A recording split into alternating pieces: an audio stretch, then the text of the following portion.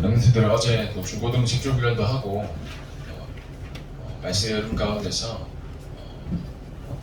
이어지는 흐름이기 때문에 말씀을 통해서 여러분들이 분명한 언약을 붙잡는 시간 되길 소원합니다. 자, 우리 믿음의 고백하겠습니다. 말씀은 반드시 성취됩니다. 여러분, 하나님의 말씀은 또 하나님의 약속은 반드시 성취가 됩니다. 저는 제목이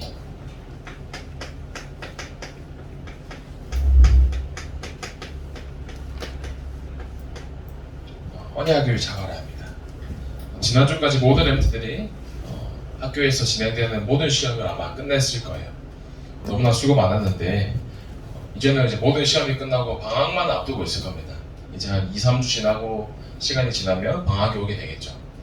그러면 이제 시험도 끝나고 여러 가지 것들을 잘 정리하면서 또 방학을 기대하면서 여러분들이 오늘 말씀의 제목처럼 다른 것에 잡히는 것이 아니라 언약에 내가 잡히면 되고 내가 언약을 붙잡으면 돼요.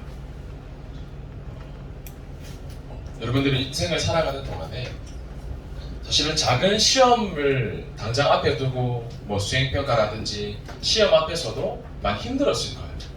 학교의 시험 앞에서도 이런저런 고민과 스트레스를 받기도 했을 거고요. 그런데 하나님께서 여러분들을 다른 것을 생각하고 다른 것에 붙잡히길 원하시는 게 아니라 언약을 붙잡기 원하시는 거예요. 그러면 가장 우리에게 필요한 것이 뭐냐 했을 때 첫 번째로 내가 먼저 살아야 돼요. 여러분들 오늘 예배 드리는 이 시간에 나를 살리는 응답을 받기를 바랍니다.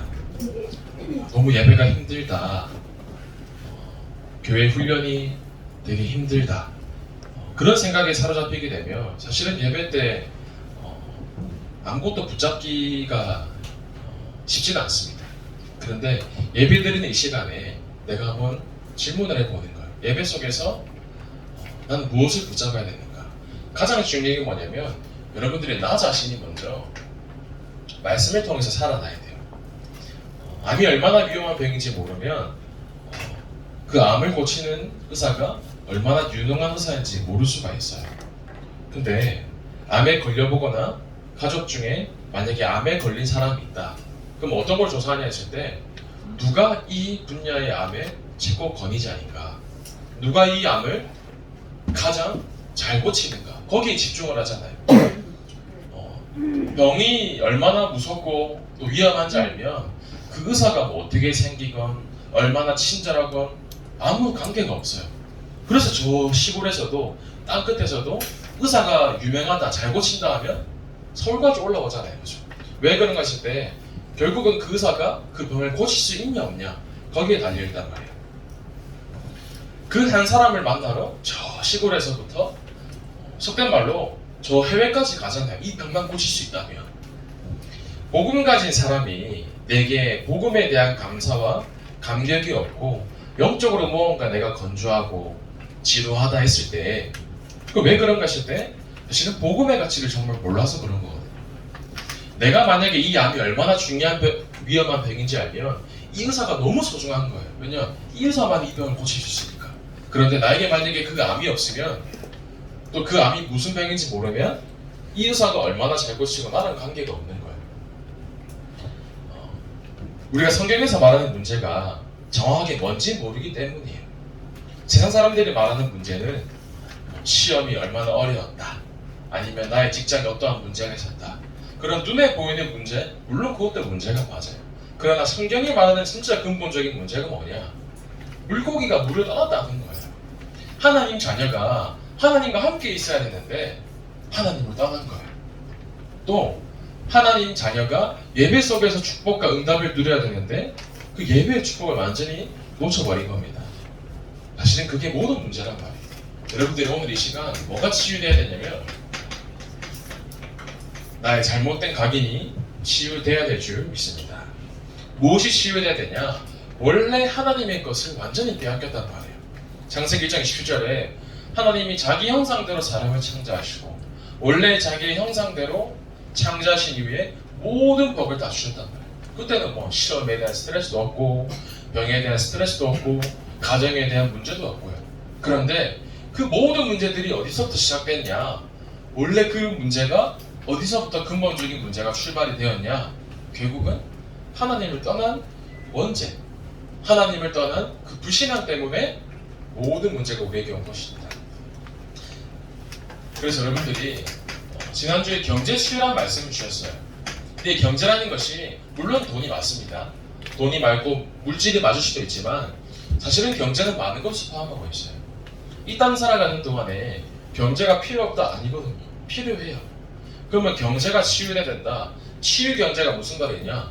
원래 것을 회복해라는 겁니다. 세상에 얼마나 병들어 있냐면 여러분들 학교 이름 말할 수 없으니까 저기 경기도 수원에 한 초등학교가 있었어요. 그리고 초등학교에 6학년 이제 동생 남학생이 학교 복도에서 친구랑 막 싸움을 하고 있는 거예요. 지나가면서 싸움을 하니까 그 선생님이 어떻게 했겠어요? 그만해라, 싸우지 마, 말렸단 말이에요. 근데 그 순간에 이제 분을 못 이긴 거예요. 그래서 교무실에 선생님이 이제 왜 싸웠냐 물어보는데 갑자기 돌발 행동을 선생님 서랍에 있는 서랍 열어가지고 거기에 커트칼을 꺼내가지고 선생님과 같이 찌르려고 해요. 선생님 얼마나 놀랬겠어요. 그렇죠, 이 상황이. 그래서 뭐 얼마나 학생이 분이 안 풀렸는지 학교에는 뭐 복도에 유리를 막 주먹으로 다 깨준 거예요. 선생님이 막 말리고. 여론이 뭐라고 얘기하냐면 예전에는 교권이 너무 과해서 학생들에게 문제였는데 요즘은 학생 인권이 너무 과해서 문제다. 선생님의 그 교권을 다시 강화시켜야 된다. 그리고 촉법소년의 기준을 더 낮춰라. 이게 무슨 일이냐? 법적으로 해결을 하라 한단 말이에요. 그런데 우리는 그 원인을 알잖아요. 뭐 그 친구가 정신이 산만하다, 뭐 분열되다 그런 걸 떠나서 하나님의 형상을 회복을 못했기 때문에 원래까지 놓쳤기 때문에 사람에게는 정신으로 마음으로 무언가 불안하고 초조하고 두려울 수밖에 없는 겁니다. 그래서 하나님께서 여러분들에게 뭘 먼저 치유하기 원하시냐? 나의 잘못된 각이 먼저 치유하기 원하시는 겁니다. 그러면 바뀔 수 없는 각인이 치유되면 우리의 뿌리가 치유되는 겁니다. 서밋 경제라는 단어가 선생님이 이렇게 말씀을 묵상하면서 깨달으시더라고요. 내가 서밋이 되려고 하는 게 아니라 지금 우리는 이미 서밋이다. 현장에 가보세요. 학교 현장에 가면 아마 친구들 주변에 보면 교회 다니는 친구들 참 많을 거예요. 근데 내 모습을 보면 나는 뭔가 예배가 잘 안 되는 것 같을 수도 있고 무언가 나는 되는 게 없는 것처럼 보일 수도 있고 난 왜 이렇게 힘들까 할 수도 있는데 여러분들이 왜 이미 서밋이냐? 여러분들은 복음을 깨닫고 복음을 알게 됐잖아요. 학교 현장에 그 많은 친구들 가운데서 한번 생각해 보세요. 복음에 대해서 예수가 그리스도이심을 진짜 정확하게 아는 사람이 몇 명이나 있겠냐 이건 거예요. 아마도 없을 거예요, 많이. 그럼 그 전교생 중에 그 몇 명 되는 소수 인원이 여러분들인 거예요. 내가 잘났다 그게 아니라 감사가 고백되어질 수밖에 없어요. 왜냐? 나는 이미 복음으로 결론이 났고 내가 복음을 알기 때문에. 그래서 여러분들이 복음을 가지고 뿌리 내리고 기도를 가지고 깊게 뿌리를 내리고 전도에 뿌리를 내리는 겁니다. 그래서 여러분들의 모든 체질이 어떤 체질이 되면 되냐? 살리는 체질이 되면 돼요. 여러분들이 살리고 세우고 보낼 수 있을 만큼의 2, 3, 7 나라를 살릴 만큼의 경제의 축복이 여러분들에게 있을 줄 믿습니다. 그래서 돈 따라가는 인생이 되는 것이 아니라 세상 속의 사람들은 빛의 경제가 아니라 흑암 경제 찾고 있단 말이에요. 여러분들이 먼저 결론을 내리고 시작하는 거예요. 좋다. 나에게 가장 필요한 것은 뭐다? 내가 먼저 살아나는 살리는 응답을 누리는 것이다. 그러면 살리는 응답을 내가 늘 누리고 있으면 어떤 응답이 오겠습니까? 나 자신을 말씀으로 계속 복음으로 나를 계속해서 확립하는 거예요. 나를 계속 어떻게 세우냐? 오늘 말씀입니다. 언약을 가지고 나를 계속 세우는 겁니다.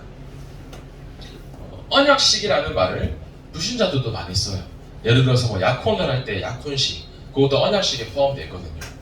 우리 선생님들은 아실라나 모르겠어요. 옛날에 노래 제목 중에 이제 김정민 씨가 부른 그 슬픈 언약식이라는 노래가 있습니다.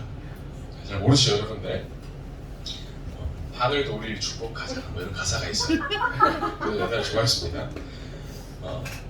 언약이 무슨 말이냐 했을 때 말로 맺은 약속 또는 약속하신 말씀이라는 뜻을 갖고 있잖아요. 언약이 뭐냐? 여러분들 개개인에게 하나님이 말씀으로 무언가 약속하시는 거예요.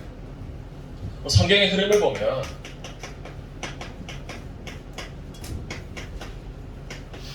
말씀을 통해서 정확하게 성취시킨 언약이 있습니다.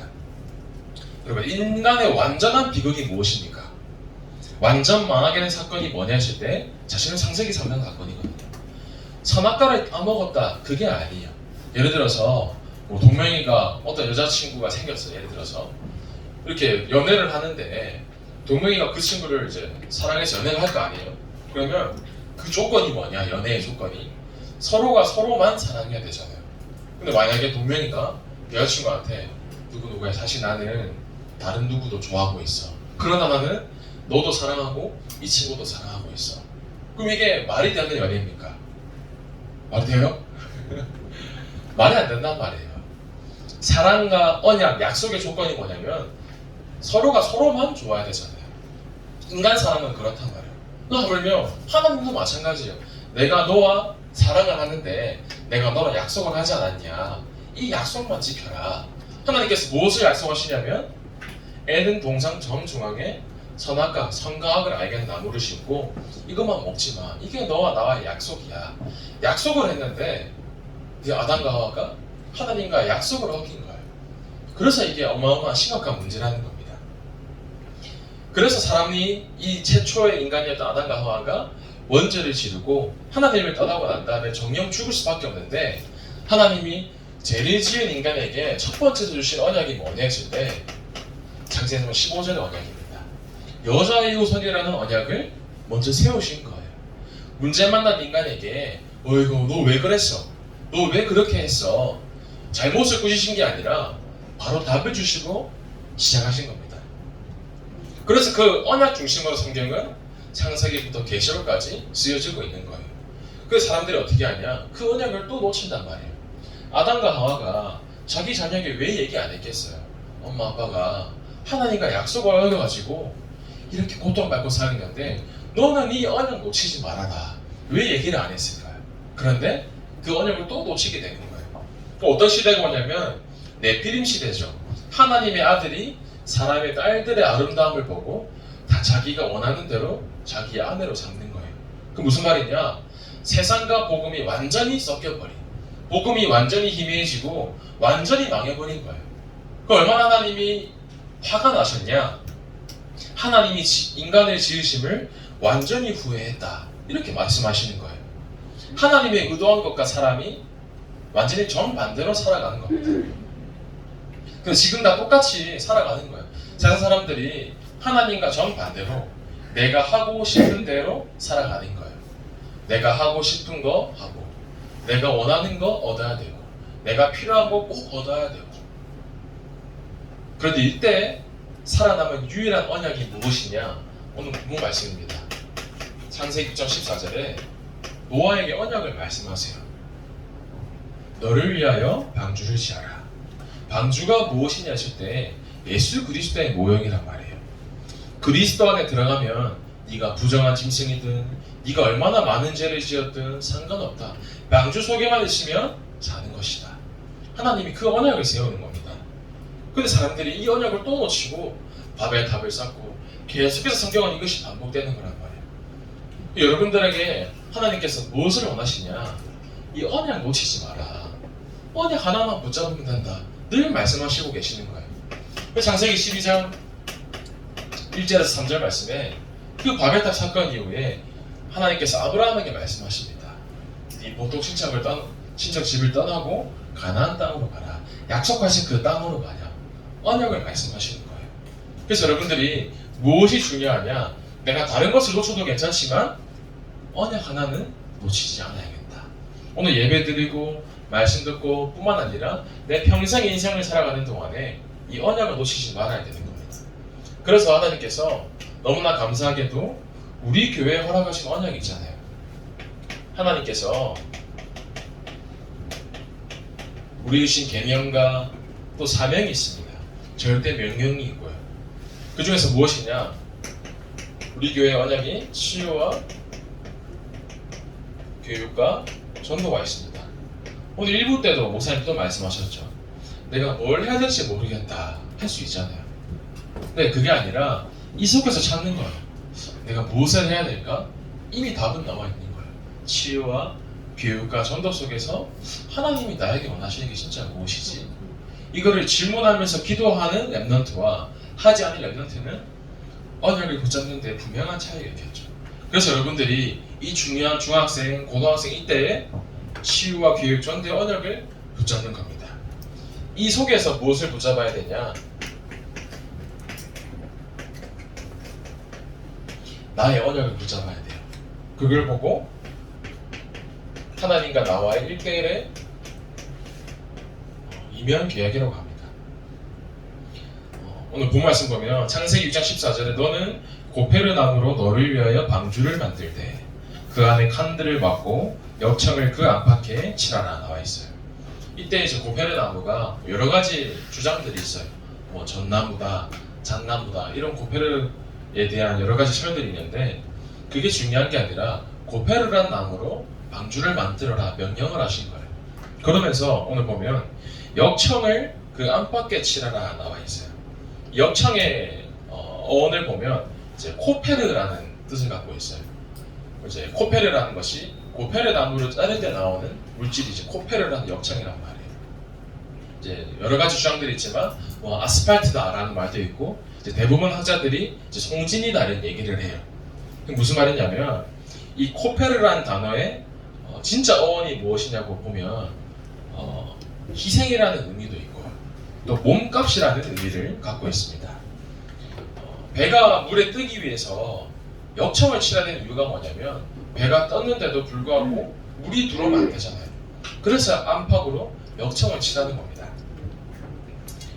이 단어의 뜻이 왜 몸값이냐 하실 때 결국은 나무가 배임을 당하고 거기 안에서 코페르가 나와야 되는 거예요. 무언가 내가 노력을 해서 열심을 해서 구한 게 아니라 무언가의 희생이 필요하다는 거예요. 그리고 모세가 가나안 때 갈대 상자라는 곳에 담겨 있잖아요. 그 갈대 상자의 뜻도 보면 방주라는 뜻을 갖고 있어요. 성경 말씀에 보면 출애굽기에도 보면 출애굽기 2장 3절에 그를 위하여 갈대 상자를 가져다가 역청과 나무진을 칠하고 이 갈대 상자도 사실은 방주를 의미하는 거예요.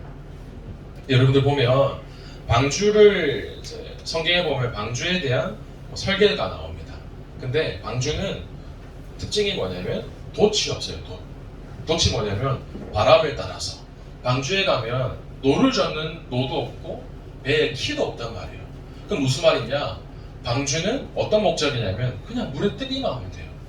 뭔가 돛이 있고 키가 있고 노가 있어서 내가 원하는 곳으로 가는 게 아니라는 겁니다. 하나님이 왜 그런 걸 만들지 말라 했냐면 그냥 물의 흐름에 따라 가는 거예요. 여러분들이 내 인생을 내가 키를 잡고 내가 노를 잡고 가려고 하잖아요. 반드시 힘들 수밖에 없는 거예요. 왜냐? 인생의 주인은 내가 아니기 때문이에요. 하나님께서 무엇을 말씀하시냐? 이 언약 붙잡고 가라는 거예요. 물 흐름 따라 방류하라 그 말이 아닙니다. 하나님께서는 말씀 따라서 내가 너에게 원하는 언약 따라 가라 그 말씀을 하고 계시는 겁니다. 요셉이 애굽으로 팔려가는데 누구 집에 팔려가지 요셉이 어떻게 알았겠어요? 근데 팔려가니까 보디발이라는 시위대장 집에 팔려갔다는데 거기서 요셉이 많은 것을 배우고 요셉은 말씀 따라서 절대 주권 가운데 본인의 인생을 인도받은 겁니다. 여러분들 무엇이 중요하냐면 내가 아무것도 결정하지 않는데 가는 것을 결정하는 분은 하나님이신 거예요. 내가 결정을 하면 안 되는 겁니다. 여러분들이 하나님의 절대적인 주권 속에서 인도받는 언약의 여정을 가기를 소원합니다. 그래서 여러분들이 내가 원하는 것을 바르는 게 아니라 하나님의 명령대로 가는 거예요. 하나님께서 역청을 발라라 얘기하신 겁니다. 하나님께서 고페르 나무로 만들어라. 누구를 위하여서? 너를 위하여서. 그래서 여러분들은 하나님의 말씀 그대로 따라가면 됩니다. 성경에 보면 여러분들 이스라엘 백성들이 출애굽할 때 문설주에 무슨 피를 발랐어요?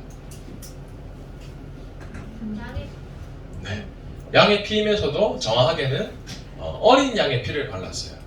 만약에 소의 피를 발랐다, 그럼 그 사람은 죽어야 돼요. 만약에 염소의 피를 발랐다, 그 사람은 죽어야 돼요.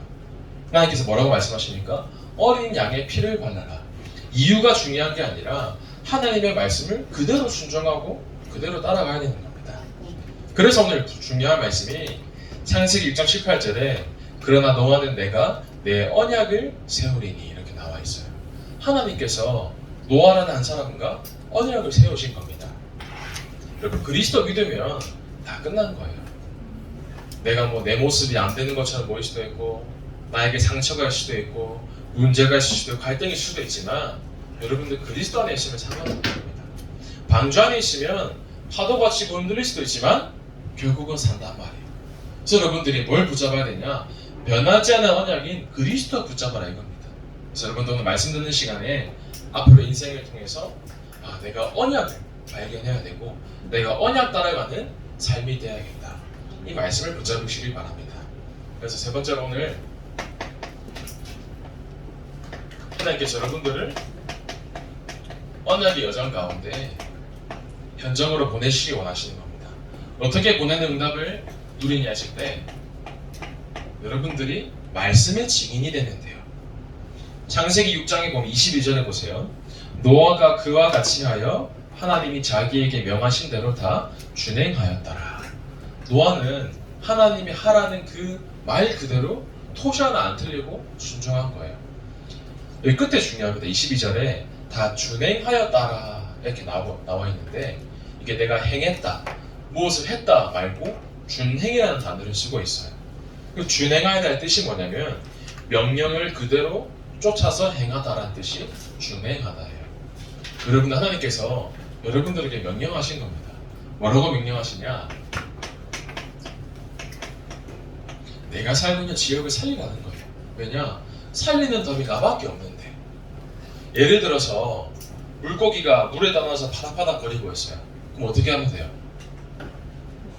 물에다 넣으면 되죠. 간단하단 말이에요. 예를 들어서 친구가 주변에 어려움 때문에 힘들어하고 있어요. 내가 그 친구가 어려움에서 벗어날 수 있는 답을 갖고 있어요. 그런데 굳이 내가 답을 갖고 있는데 이 친구가 고통스러워하고 있는데 굳이 답을 안 줄 필요는 없잖아요. 그죠? 하나님께서 여러분들에게 살리라고 말하시는 겁니다. 그래서 무엇을 살리라고 말씀하시면 이 교회를 살리기를 원하십니다. 또 특별히 또 훈련국이 진행돼서 기도반, 전도반, 제자반 응답을 받고 있잖아요. 여러분들이 그 훈련에 동참하는 겁니다. 훈련을 통해서 하나님의 은혜를 받기 시작하면 나밖에 모르던 사람이 어느 순간부터 빈 곳이 보이기 시작하는 거예요. 친구를 보는데 이전과는 다르게 보이는 거예요. 이 친구에게 다른 위로가 필요하고 다른 중요한 어떠한 말이 필요한 게 아니라 그리스도가 필요했구나 보이기 시작하는 겁니다. 복음 없이 죽어가는 현장이 보이기 시작하는 거예요. 그래서 이 훈련이 너무나 중요한 겁니다. 그러면서 여러분들이 교회의 마음을 담고 이번 주 토요일 이제 2시에 강고에 나오겠지만 중고등부 원네스 되는 시간을 가지려고 해요. 렌트데이 전주 토요일이죠. 여러분들이 교회에 왜 마음을 담아야 되냐면 교회 속에 있어야지만 응답을 받을 수가 있어요. 조사에 보면서 조금 안타깝다라는 마음이 든 게 뭐냐면 예를 들어서 뭐 상가대를 한다, 뭐 헌금위원 한다 했을 때 가운들 입잖아요. 그러면 이제 보면 이렇게 뭐 작은 거일 수도 있어요. 그러나 이렇게 뒤에 단추들 있잖아요. 근데 보면 이제 단추를 뭐 하나만 잠그는 사람도 있고 뭐 불편해서 그런지 모르겠는데 여러분들 중요한 사람을 만날 때 단추 하나만 잠그고 가진 않잖아요. 그죠? 중요한 사람 만날 때 내 옷을 단정하게 입고 가잖아요. 그 가운부터 시작해서 예배에 대한 부분이 여러분들에게 어떤 의미인지 전사님은 이 어린 청소년 시절 때 바르게 교회에 대한 간이 잡혀야 되거든요. 여러분, 작은 부분부터 내가 예배에 대한 마음과 예배에 임하는 자세와 나를 드리는 예배가 진짜 제대로 응답되어지고 있는지 확인을 한번 해볼 필요가 있습니다. 그래서 여러분들이 뭘 말하냐면 멋있게 예배 드리는 거예요. 여기 올 때도 집에서 가장 좋은 옷, 가장 멋있는 옷 입고 오고 머리도 이렇게 예쁘게 단장하게 오고 예배 드릴 때 내가 진짜 신령과 진정으로 예배 앞에 나오는 겁니다. 그래서 이 교회에서 응답을 누리는 가운데 내가 속해 있는 학교 현장을 살리는 겁니다.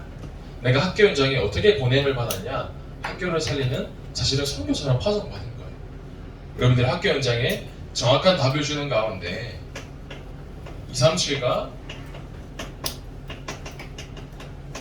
5천 종족을 살리는 그런 미래의 교회까지 살리는 세계복음화의 증인으로 쓰임받고 준비될 줄 믿습니다.